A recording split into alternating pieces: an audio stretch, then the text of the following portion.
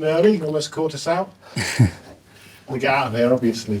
I won't list all the senior players out injured because we'll be here till kick-off. But is anyone likely to be able to play a part tomorrow?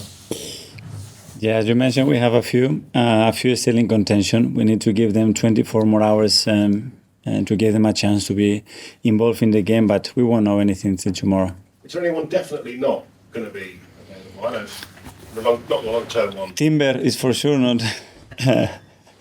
Thomas Partey is for sure out, and probably Emil is out, and there might be a few more. Can I ask you about Saka specifically, though? Yeah. The last time he was called up for England, went and was sent back. Is something similar likely to happen this time? Hopefully no. We want our players to play for the club and play for the national teams. And B had to leave the pitch because he was in quite a lot of pain. He didn't train yesterday, and let's see if he can make it tomorrow. And had he not selected this time, was that because of injury? Well, I don't know. I don't know the real reason. That's a question for Gareth. I know how important for him it is to be in the national team, how much he enjoyed the last few experiences, and that's a decision that is not in my hands. With Thomas, you mentioned him there. He's had this procedure.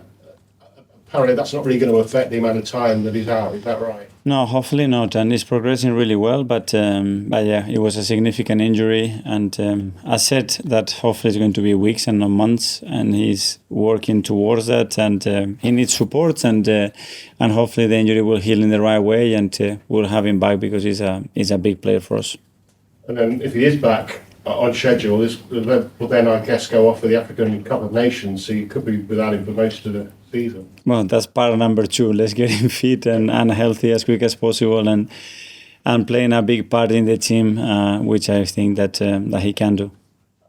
Aaron's in the England squad, but Gareth Southgate says he's spoken to him about it would be difficult selecting him for the Euros if he's not playing regularly in 6 months' time. Has he spoken to you about any concerns? No, I haven't spoken to him about that topic, no.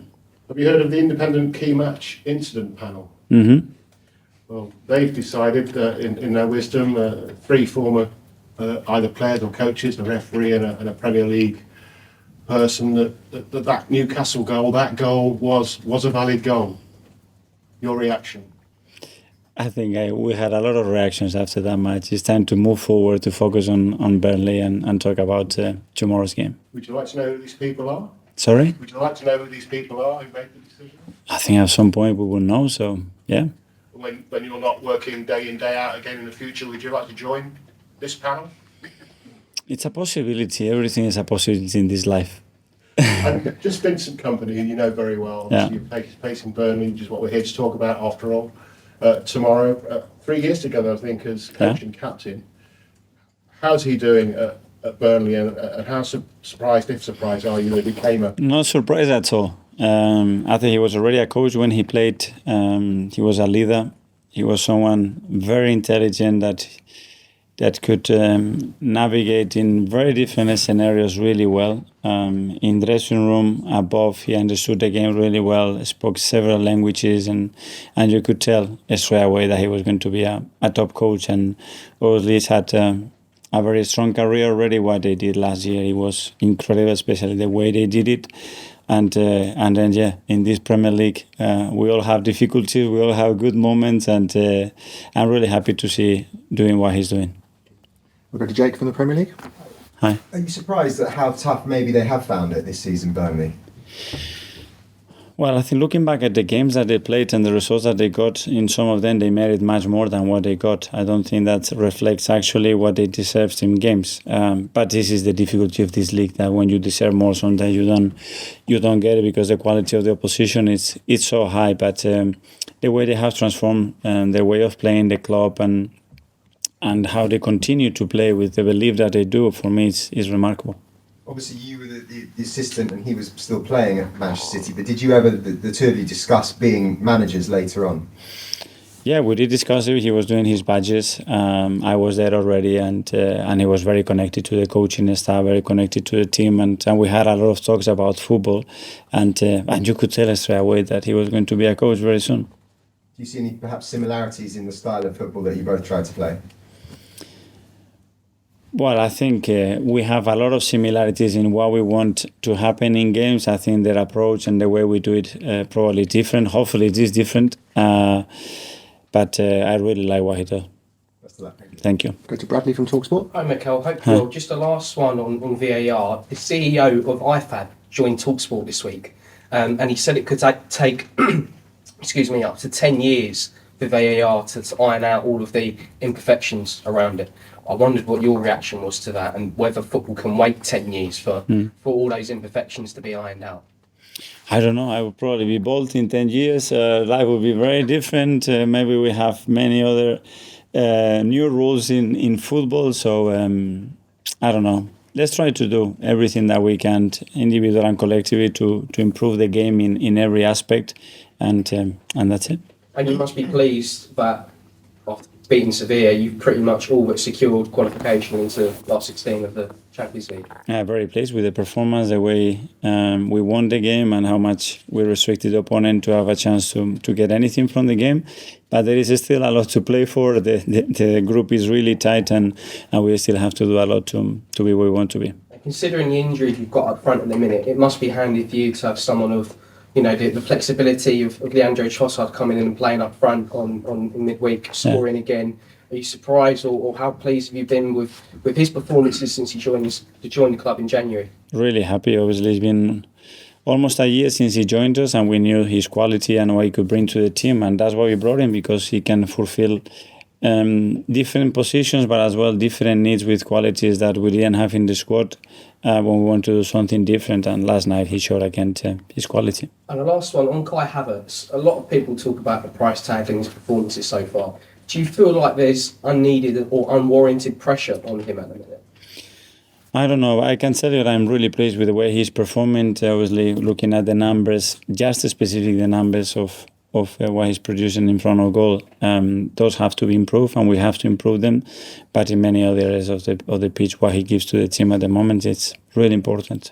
That's great. Best of luck Thank you. weekend. Thank you. Go to Mark from the Press Association. Hi, Mikel. Just one more on Aaron. If I know you haven't spoken to him yet, but if he came and knocked on your door and said, look, in January, he said, look, boss, I want to go because I want to go to the Euros, is that something you'd understand?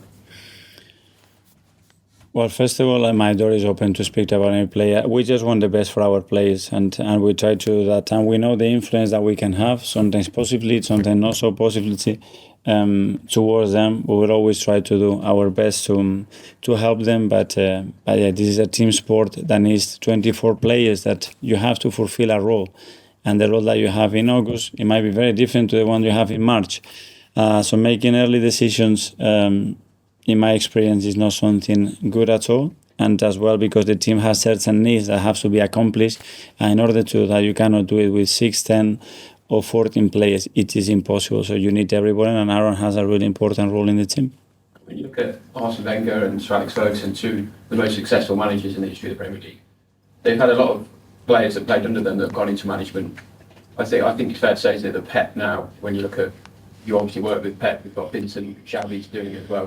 Do you think he could be the next that has that just influences his next ball of manager? For sure. I think it will be many, many more to come. And he's been in different countries. And I think the saga is going to be even bigger because he has this quality, this capacity to inject you with this passion. And this is another way to look after the game. And it's very contagious, very powerful. Simon from the Evening Standard. Aaron's obviously going to attract interest from clubs now ahead of that January window. Just what's your sort of stance and message to clubs that would be interested in trying to buy him? I have no messages for any clubs. I can talk about my players, how much I like my players, how much I like Aaron, and that we want Aaron with us, that's for sure. And in terms of Gabriel Jesus, who's been called up by Brazil, I mean, in theory, they can assess him themselves, they could fly him out to Brazil and take a look. Are you hoping that a decision will be made without that needing to take place, and that you can speak to Marcelo Ed, who knows Brazil Federation well, it won't take him flying out there to be assessed? Yeah, we always try to speak with the national teams and find the common sense. The only important thing here is the interest of the player, and after, when we have secured that, okay, what's the best interest from the national team and the club, and I would like the same exact way. Clive from Football London. I want to ask on Martin, that's okay. On Wednesday that he was sort of racing against the clock. Has there been any positive developments, or has he been able to train? Sorry, I missed with who? Martin. With Martin. It's still racing. It's still racing.